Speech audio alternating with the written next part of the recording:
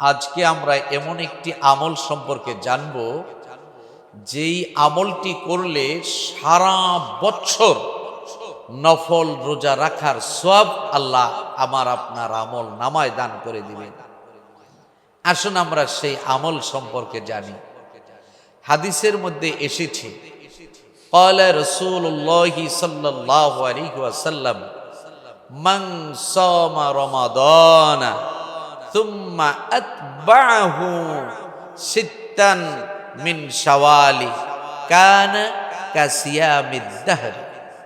হাদিসের মধ্যে এসেছে নবীজি সাল্লাল্লাহু আলাইহি ওয়াসাল্লাম বলেছেন, কোন ব্যক্তি যদি রমজান মাসের রোজার পালন করে, রমজান মাসের রোজা পালন করার পর শাওয়াল মাসে 6টি রোজা রাখে, ওই লোকটি যেন সারা বৎসর নফল রোজা রাখলো, সারা বৎসর রোজা রাখলো। হাদিসটি সহিহ মুসলিম শরীফের হাদিস।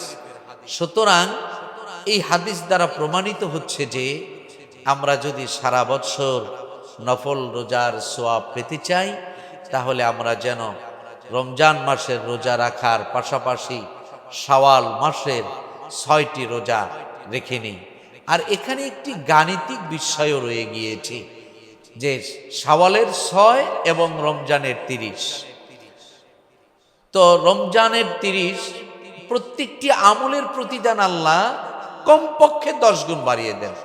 তাহলে আমরা কমপক্ষে যদি হিসাব ধরি 30 গুণন 10 সমান সমান 300, আর শাওয়াল মাসে হচ্ছে 6টা রোজা, তাহলে 6 গুণন 10 সমান সমান 60, 300 যোগ 60 সমান সমান 360।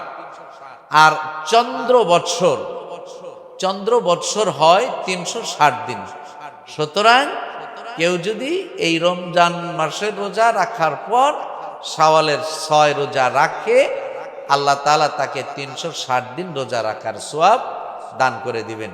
সুবহানাল্লাহ। সম্মানিত সুধী, সম্মানিত দর্শক শ্রোতা ভাই ও বোনেরা, আমরা এই আমলগুলা করব ইনশাআল্লাহ। আল্লাহ যেন কবুল করে নেন, আল্লাহ যেন আমাদেরকে ঈমানের হালতে মৃত্যু দান করেন। আমিন আমিন আমিন।